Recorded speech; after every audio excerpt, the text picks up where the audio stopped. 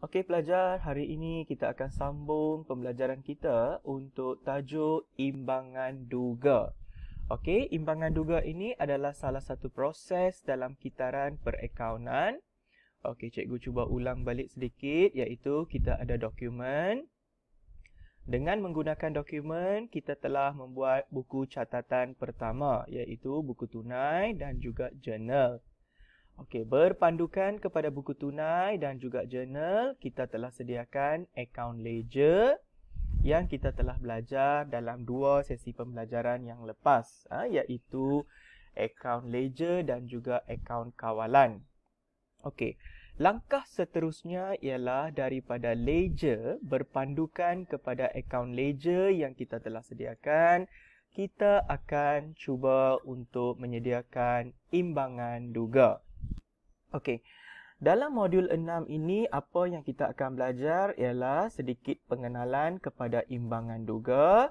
Okey, dan bahagian yang kedua ialah hubungan antara imbangan duga, inventari akhir dan juga penyata keuangan. Okey, kita cuba lihat kepada definisi imbangan duga. Okey, imbangan duga ialah senarai baki debit dan baki kredit yang diambil daripada akaun-akaun ledger pada satu tarikh tertentu. Okey, maksudnya di sini kita telah sediakan akaun ledger. Dan setelah kita sediakan akaun ledger, kita akan tutup akaun ledger. Okey, kita akan tutup akaun ledger iaitu dengan menyediakan baki dia. Okey, kita tutup akaun ledger dengan menyediakan baki HB dan juga baki BB. Okey, jadi semua baki BB yang kita sediakan, kita akan pindahkan ke imbangan duga. Okey, jadi apa fungsi imbangan duga? Menyemak ketepatan catatan bergu. Jadi apa yang kita buat dalam akaun ledger itu tepat atau tidak tepat.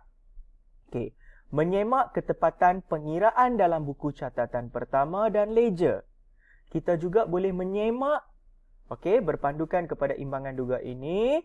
Okey, kita boleh menyemak ketepatan iaitu dalam buku catatan pertama. Okey, menyemak ketepatan proses pemindahan daripada buku catatan pertama ke ledger. Sekiranya imbangan duga kita menghadapi masalah, maksudnya kita boleh semak sama ada proses pemindahan daripada buku catatan pertama ke akaun ledger itu tepat atau tidak tepat. Dan memudahkan penyediaan penyata keuangan.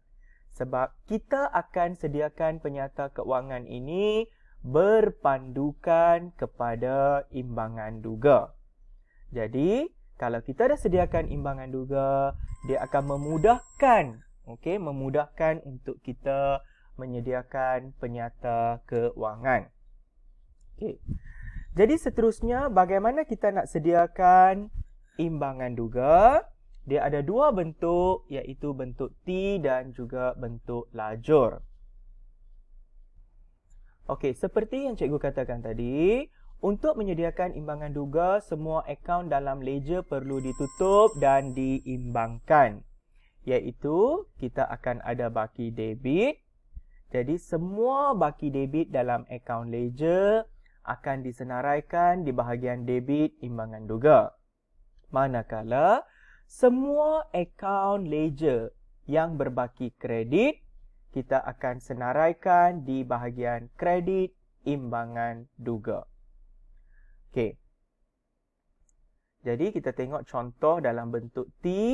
Kalau bentuk T dia akan ada nama perniagaan, imbangan duga pada tarikh bila. Okey, kita akan senaraikan semua akaun yang berbaki debit. Maksudnya kita ambil daripada ledger. Dan yang ini pula akaun yang berbaki kredit, kita ambil daripada akaun ledger. Okey. Kalau dalam bentuk lajur, sama juga kita ada nama perniagaan, imbangan duga pada tarikh. Okey, kita senaraikan nama akaun. Contohnya akaun perabot. Okey. Lepas tu akaun kadar bayaran. Okey. Kita senaraikan akaun jualan, akaun belian, semua nama akaun kita senaraikan berpandukan kepada ledger. Dan dalam ledger, andai kata akaun itu berbaki debit, so kita letak di bahagian debit. Kita senaraikan di bahagian debit. Andai kata dalam akaun ledger, akaun itu berbaki kredit, maksudnya kita akan senaraikan di sebelah kredit. Kita lihat kepada contoh satu. Berikut merupakan buku tunai runcit, buku tunai, buku ledger perniagaan Farhan Iskandar sepanjang bulan April 2016. Baki-baki akaun dalam ledger, buku tunai dan buku tunai runcit akan dipindahkan ke imbangan duga. So, ini kita ada buku tunai runcit. Yang ini kita ada buku tunai. Lepas tu kita ada akaun modal. Dan pastikan ledger itu telah diimbang. Dan ditutup.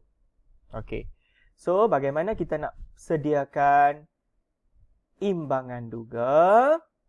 Kita ambil dalam bentuk T dulu. Kita tengok alatan pejabat. Macam mana datangnya 3,500? Kita tengok kepada akaun alatan pejabat. Nampak? Akaun alatan pejabat di sini. Debit 3,500. Jadi, kita pindahkan di sini. Alatan pejabat debit 3,500. Seterusnya kita tengok di sini ya. Akaun modal berbaki kredit. Jadi dalam ledger kamu, dalam imbangan duga kamu sama. Kamu akan rekod modal 50,000 kredit. Seterusnya kita lihat kepada akaun belian. Akaun belian kita berbaki debit 7,500. Jadi dalam imbangan duga kita, belian debit 7,500. Jadi untuk setiap satu perkara, contohnya dalam akaun jualan, berbaki kredit. Jadi kamu kena pindahkan di sebelah kredit di imbangan duga. Akaun pulangan belian, kredit, kita akan kreditkan di imbangan duga. Kita akan letak di sebelah kredit. Akaun pulangan jualan, debit 200. Akaun ambilan, debit 300. Akaun gaji, debit 600. Akaun sewa, debit 700. Akaun diskaun diterima, kredit 150. Akaun alat tulis, debit 100. Akaun belanja pejabat, debit 65. Akaun pos, kita debitkan 15.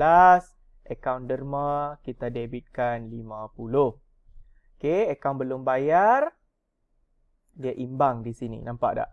Jadi, kalau kata imbang, tak perlu kita rekodkan. Dia tidak akan ada di sini akaun untuk syarikat Happy Bee. Tengok, syarikat Happy Bee dia takkan ada. Sebab dia imbang. Kalau imbang, tak perlu pindahkan. Akaun belum terima syamil, debit 930. Akaun belum terima syamil, debit 930. Jadi contoh yang ini, kalau kata akaun ledger tu dah imbang, tidak perlu dipindahkan. Tidak perlu dipindahkan. Mudah sahaja. Jadi yang ini semua datangnya daripada ledger. Sekarang kita lihat kepada bank, tunai dan tunai runcit. Bank dengan tunai ini kita akan ambil daripada buku tunai. Kita lihat kepada buku tunai kita. Buku tunai kita berbaki debit. Nampak tak? Tunai 3,600, bank 35,700. Jadi kita terus pindahkan angka itu. Bank 35,700, tunai 3,600. Sama juga untuk tunai runcit. Untuk tunai runcit. Kita tengok kepada buku tunai runcit. Baki BB dia 70. Jadi kita terus pindahkan nilai itu ke dalam imbangan duga. Tunai, runcit 70. Dan sekiranya tidak ada apa-apa masalah dalam akaun-akaun dan buku tunai runcit yang kita sediakan, okey, kita akan dapat imbangan duga yang imbang. Okey, imbangan duga yang imbang. Jadi kita jumlahkan semua komponen butiran dalam sebelah debit dan di sebelah kredit, kita akan dapat nilai imbang dia. Okey. Seterusnya, kalau kita nak sediakan dalam bentuk lajur, sama juga. Okey. Kita akan letakkan nama perniagaan, iaitu Perniagaan Farhan Iskandar. Imbangan duga pada 30 April 2016. Okey. Contoh modal, tadi berbaki kredit. So, kita letak di sebelah kredit. Jualan, kredit. Belian, debit. Okey. Alatan pejabat, debit. So, kita senaraikan semua dan kita akan dapat angka yang imbang. Okey, kita akan dapat angka yang imbang. Okey, jadi itu sahaja berkaitan dengan imbangan duga. Okey, jadi kalau kamu sudah kuasai akaun ledger, buku catatan pertama, tajuk imbangan duga, kamu tidak akan ada sebarang masalah. Okey, andai kata tak imbang, kita kena semak balik catatan dalam ledger ataupun dalam buku catatan pertama yang telah kamu sediakan. Okey, jadi itu saja untuk tajuk imbangan duga. Seterusnya cikgu akan sediakan latihan untuk membantu kamu meningkatkan kemahiran kamu untuk menyediakan imbangan duga. Okey, sekian. Terima kasih.